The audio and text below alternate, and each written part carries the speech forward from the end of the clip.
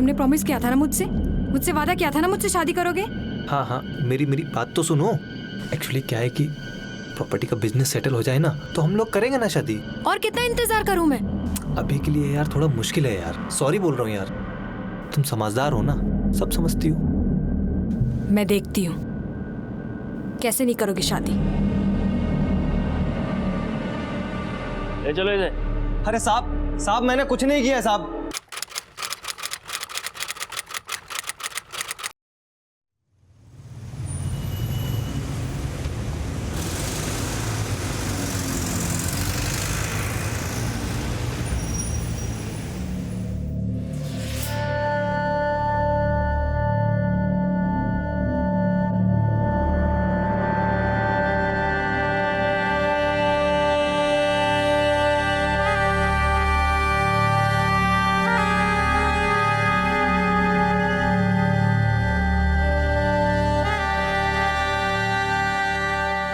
सादिक आलम, आज तुम्हारी कोर्ट में पेशी है, तैयार हो जाओ।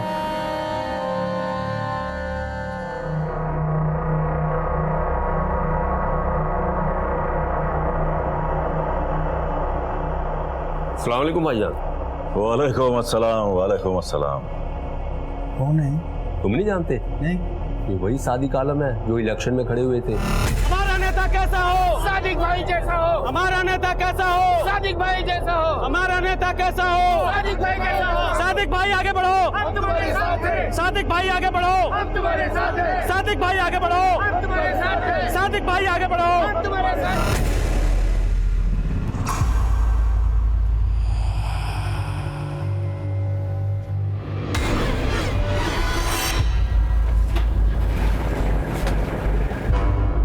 आज की दूसरी कहानी में मैं अनूप सोनी आप सबका स्वागत करता हूं। आज के एपिसोड में हम एक ऐसे जुर्म की दास्तां देखेंगे जिसका संबंध कर्म से है, और यकीनन ये कहानी हमारी सोच और हमारे अंदाज को बदलने में जरूर मदद करेगी।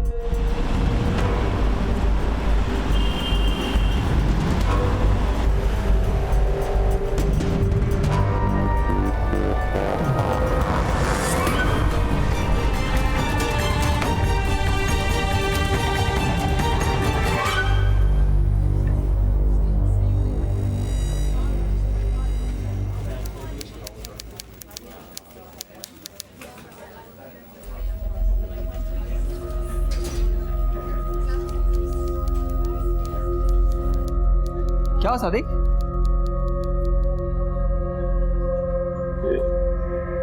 आज भी मेरी बीवी बच्चे कोई नजर नहीं आ रहे हैं यहाँ पर। आ जाएंगे, फंसेंगे किसी काम में। नहीं कांस्टेबल साहब, मैं पिछले 6 महीनों से कोर्ट आ जा रहा हूँ लेकिन कभी ऐसा हुआ नहीं। आप अपने लेवल पे कुछ पता करो ना। ठीक है, मैं करता हूँ। चलो आज पेशी तुम्हारी, चलो।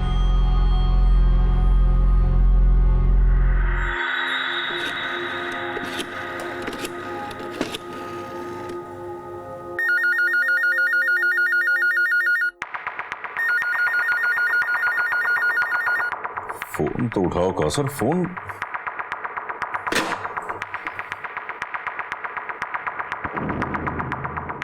हेलो हेलो जी जी मैं सादिक बोल रहा हूँ। वो कौसर, वो कहा था ना यहाँ फोन मत करना। अब हमारा तुम्हारे साथ कोई वास्ता नहीं है। घर पे है ना, अम्मी के घर पे है तो।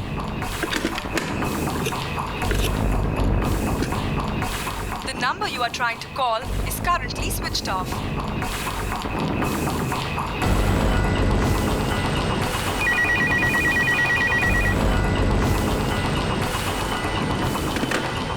कहाँ चले गए ये लोग?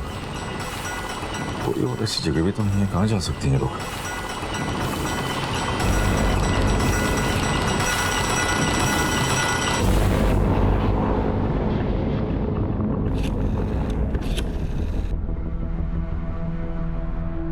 टीनू, कुछ पता चला? नहीं भाई, कुछ नहीं पता चला। घर पे भी ताला लगा हुआ है भाई। आस पड़ोस में पूछा, किसी को कुछ नहीं मालूम भाई। अरे किसी ने कुछ तो देखा होगा। कहाँ गायब हो गए सब के सब? तुम एक काम करो, तुम मुझे मिलो आके यहाँ पे। ठीक है भाई। अगले हफ्ते आता हूँ भाई। अरे अगले हफ्ते नहीं, कल का कल मिलो आके। और वो वकील को साथ में लेके आओ। ठीक है भाई, ठीक है। मल्होत्रा साहब, आप कुछ भी करके मेरी बेल करवाओ। अरे आप समझने की कोशिश करो, 20-25 दिनों से मेरे बीवी बच्चों का कुछ अता पता नहीं है। उनकी जान खतरे में हो सकती है। मेरे तमाम दुश्मन हैं, आप समझ क्यों नहीं रहे? आप बेल करवाइए बस। मुश्किल है, जिस केस में आप अंदर हो ना, बहुत मुश्किल है। फिर भी मैं इंटरिम बेल कराने की कोशिश करूँ। अरे कोशिश नहीं करनी है, करवानी है। आप जज सबको जाके बताइए ना कि 20-25 दिनों से मेरे बीवी बच्चे गायब हैं। आप मुझे ले चलिए, मैं उनके पैर पकड़ लूंगा, लेकिन कुछ भी करिए, बेल करवाइए बस। ठीक है, मैं कोर्ट में अपील करूंगा। करवाओ यार। भाई टेंशन ना लो, हो जाएगी। हम लगे हुए हैं, कुछ ना कुछ कर लेंगे। ठीक है, आप ख्याल रखो, हो जाएगा। चलो।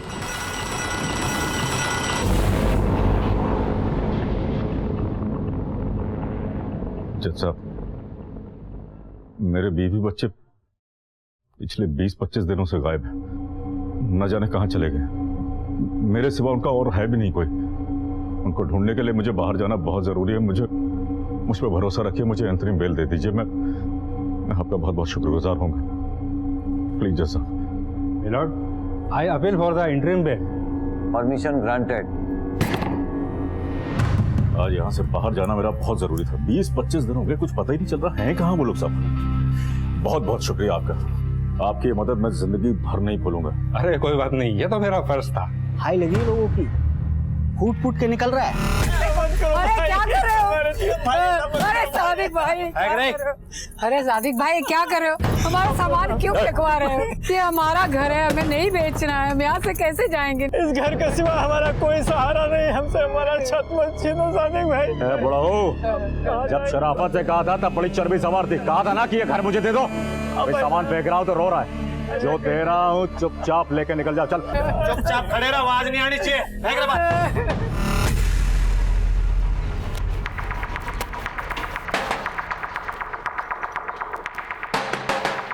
मर गया बुढ़ा। आ गया। मेरे बीवी बच्चों को देखा कहीं? नहीं। अरे कहीं तो देखा होगा आते जाते। मेरे मकान के कागजात दे दे। मैंने कोई ठेका नहीं ले रखा तेरी बीवी बच्चों का। अरे समझ में क्यों नहीं आता है तेरे को? इस कोठी के कागजात नहीं दूंगा मैं तुझको। ऊपर के दोनों तल्ले मेरे हैं, समझा? और मेरी बीवी बच्चों के गायब होने में अगर तेरा कोई हाथ हुआ ना बुढ़े, तो जमीन खोदकर जिंदा गाड़ दूंगा तुझको। कुछ इंतजाम करना पड़ेगा। करता हूँ अभी। तू क्या करेगा? अरे भाई, कुत्ता की पूछ है, रात मारने से सिद्धि ना हो गया। आओ बुड्ढे, आरती के बोल साइड में। हाँ भाई, भाई आज ना टेंशन ना ले, अब तेरी तो रेल में बनाऊंगा।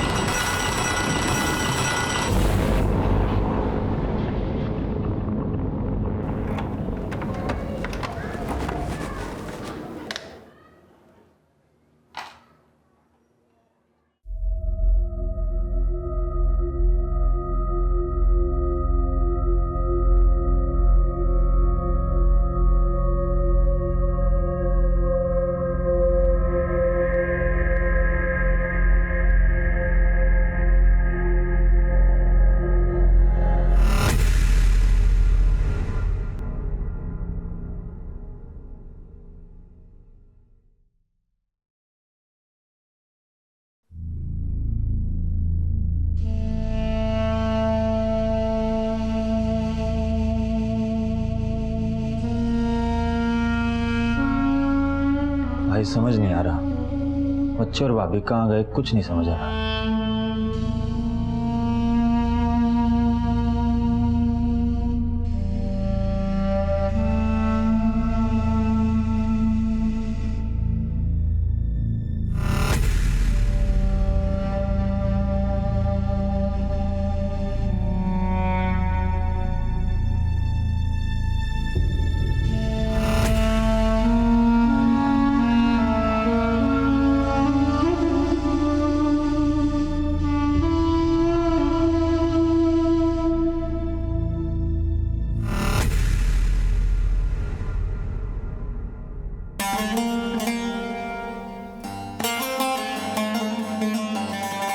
बहुत दिखा यार, भैया पानी दीजिए।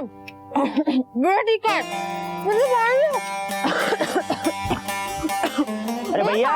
पानी तो पिला दो, लड़की को प्यास लगी है।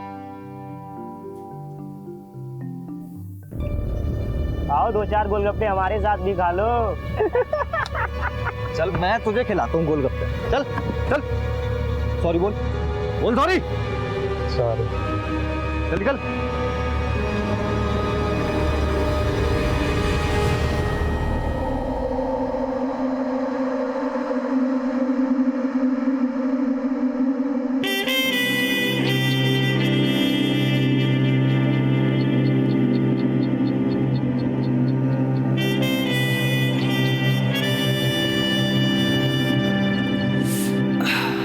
अंदर आइए ना।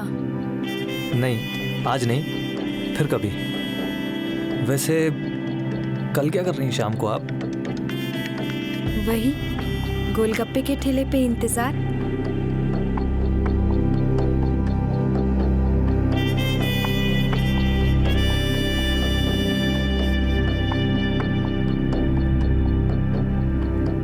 ये नहीं आने वाली सादिक मियाँ। बस ये लीजिए भैया। अरे मुझे लगा कि आप नहीं आएंगी। ऐसा क्यों? अब एक मुलाकात के बाद भला कोई मतलब अनजान ही हुए हैं ना हम लोग। चलिए फिर चाय और समोसे खिलाइए, तब तो अनजान नहीं रहेंगे ना हम। वैसे आप करते क्या हैं? I mean, आपकी जॉब? बस आपका इंतजार। आइए।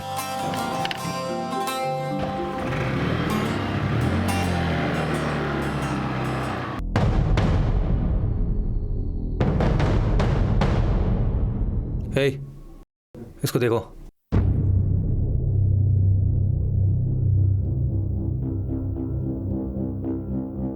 अरे घबराओ मत यार, प्रॉपर्टी के बिजनेस में ये सब करना पड़ता है। यहाँ कागज पत्र से काम नहीं चलता, यहाँ थोड़ा लपड़ झपड़ दिखाना पड़ता है। भाभी आप चिंता मत करो, भाई अपने हीरो है।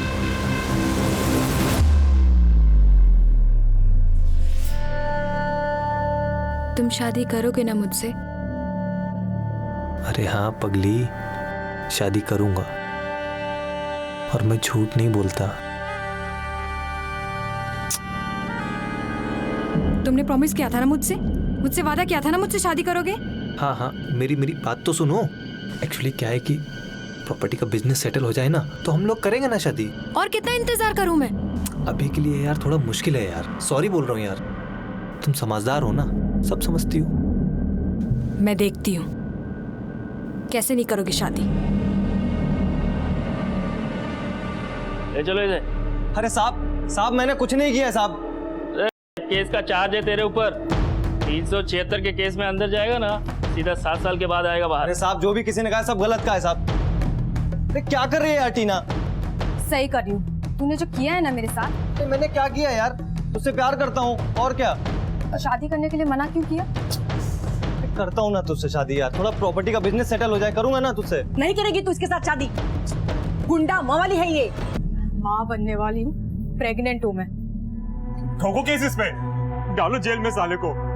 मेरी भोली भाली बेटी को बहला फुसला कर इसने उसका नाजायज फायदा उठाया है। टीना आई लव यू यार। जज साहब मैं टीना से प्यार करता हूँ और उससे शादी करना चाहता हूँ। जो कुछ हुआ वो एक गलतफहमी थी सर। मिस टीना, ये शख्स आपसे शादी करना चाहता है, क्या आपको इससे शादी करनी मंजूर है? Yes your honour. क्या बेहुदा मजाक है। चलो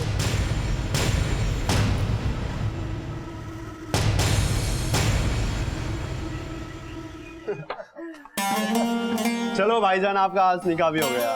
चलिए भाभी आप भी मुंह मीठा। हेलो। हाँ मम्मी। टीना किधर है तू? मम्मी अब हमारा नाम टीना नहीं कौसर है। हमने सादिक से शादी कर ली। शादी कर ली? सादिक से? मैं किसी कौसर को नहीं जानती और दोबारा यहाँ फोन भी मत करना। मम्मी हमारी बात तो सुनो। मेरी बेटी टीना मर चुकी मेरे लिए। Mummy hello. Hello mummy.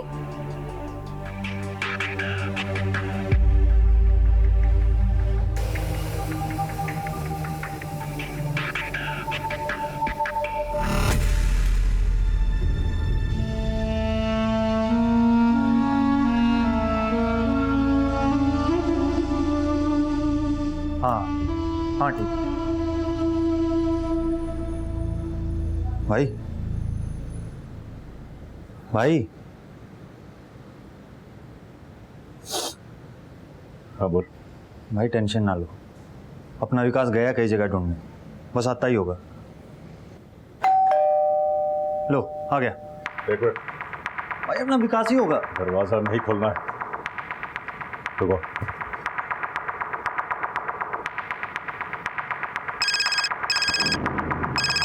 हाँ भाई। विकास कहाँ है तू? मैं गेट पे ही खड़ा हूँ भाई। ठीक है। हाँ हाँ आ जा।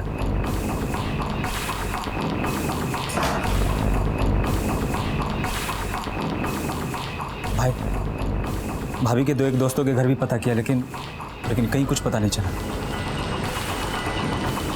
तुम लोगों को शक है किसी? नहीं भाई, शक तो किस पे होना है? ठीक है, मैं घर पर चलूंगा। तो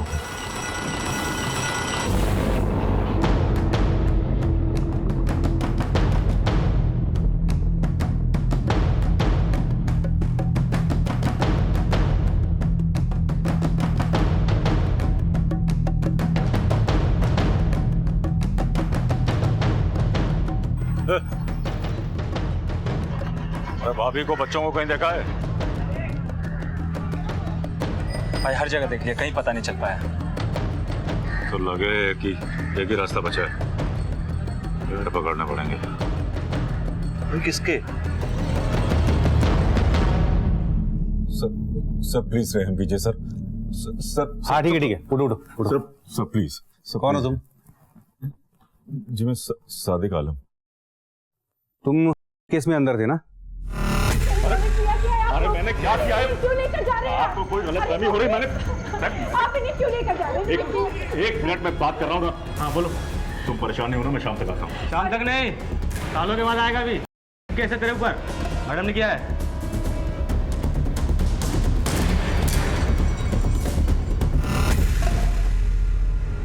अंतरिम जमानत पे बाहर आए हो, है ना? जी सर। क्या बात क्या है? सर पिछले 1 महीने से मेरे बीवी बच्चों का कुछ पता नहीं सर। सर आप तो जानते हैं मैं जेल में था सर। सर मैंने हर जगह तलाश कर लिया, लेकिन कुछ पता नहीं चल रहा सर। आप लोग कुछ पता लगवा दीजिए सर प्लीज। अगर आप लोग थोड़ा पर्सनल इंटरेस्ट ले लेंगे तो शायद कुछ पता चल जाए सर। गुमशुदगी की रिपोर्ट दर्ज करवाओ, देखते हैं। सर आप लोग जानते हैं सर, खाली रिपोर्ट दर्ज कराने से कुछ नहीं होगा सर, जब तक आप लोग कुछ करेंगे नहीं सर। प्लीज। नितिन एक काम करो, लोकल एसएचओ को खबर कर दो, इसमें ध्यान दे। जी सर। सर मैं मानता हूँ मैं गुनहगार हूँ सर। मुझे अपने गुनाहों की सजा भी मिल रही सर, लेकिन सर मेरे बीवी बच्चे वो बेगुनाह हैं सर। उनका कोई कसूर नहीं सर। सर स्कूल जाते पढ़ते हैं सर वो लोग। सर प्लीज कुछ कर दीजिए सर। सर मैं उनकी फोटो भी लाया सर। ठीक है, जाओ तुम। शुक्रिया सर। बड़ा फितूरी आदमी है सर ये सादिक आलम। कहने को इसका प्रॉपर्टी का बिजनेस है, पर असल में लैंड ग्रैबिंग, प्रॉपर्टी के पेपर्स की हेरा फेरी, दूसरों की जगहों पर नाजायज कब्जा करना, गुंडागर्दी करना, यही काम है इसके। ये क्रिमिनल तो है पर परिवार वाला भी है। इसे देख के तो लग रहा है कि जेन्युइन है।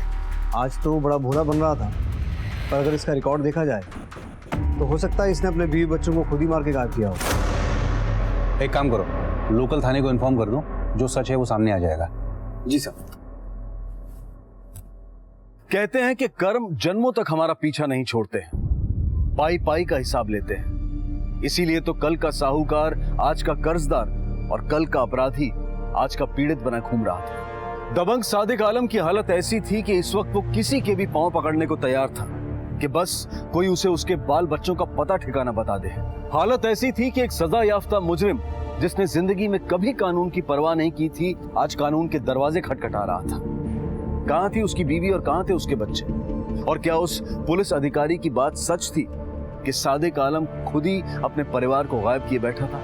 अपने परिवार की खोज में उसका परेशान होना सच था या ढोंग? ऐसा लग रहा था कि ये कर्मों का ही हिसाब किताब है। अब देखना यह था कि ये हिसाब सादिक के लिए कितना महंगा और कठिन साबित होने वाला था, क्योंकि कभी कभी कर्म जिंदगी और जान से भी मोल भाव करने लगता है।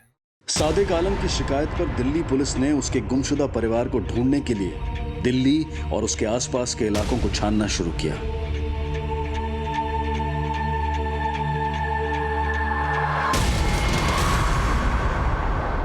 Hello Delhi police. Hello hello hello, मैं गली नंबर 32 13/2 राजौरी गार्डन से बोल रहा हूँ साहब। किसी ने प्रॉपर्टी डीलर सादिक आलम को मार दिया है साहब। हेलो, गली नंबर 32 शकूर बस्ती मकान नंबर 13/2 में एक वारदात हुई है। ओवर।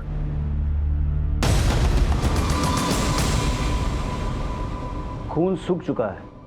इसे देखकर ऐसा लगता है इसे मरे हुए 4-5 घंटे तो हो चुके हैं। फिंगरप्रिंट सारे उठा लेना। ये मामला साहब मर्डर का ही। वैसे इसकी पोजीशन देखकर ऐसा लगता है कि ये बाथरूम से नहा के निकला होगा। ये दरवाजा या तो पहले से खुला हुआ था या किसी ने चाबी से खोला। ये यहाँ खड़ा था, वहां से गोली चली और ये आदमी यहीं ढेर हो गया। तो फिर तो ये काम किसी जानने वाले ने किया होगा। आसपास चेक करो, कोई सीसीटीवी है क्या? शायद कुछ रिकॉर्ड हुआ हो। वैसे ये घर इसी का है ना? हाँ सर, ये और इसके ऊपर वाली मंजिल इसी की है। बाकी नीचे का पोर्शन किसी पुराने मकान मालिक दान सिंह का है। फिर आस पड़ोस से भी पूछताछ करो, शायद किसी ने किसी को यहाँ आते जाते देखा हो। सर,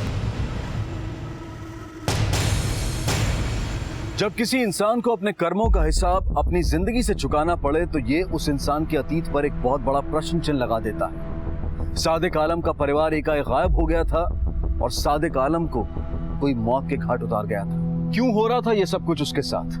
कौन था जो सादिक से इतना महंगा हिसाब ले रहा था?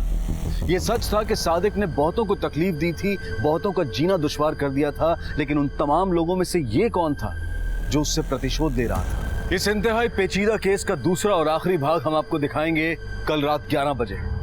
अब मैं अनूप सोनी आपसे विदा लेता हूं। कल रात आपसे फिर मुलाकात होगी। तब तक अपना और अपने परिवार का ख्याल रखें और देखते रहें क्राइम पेट्रोल डायल 100। सबक एक को, सीख हम सबको। जय हिंद।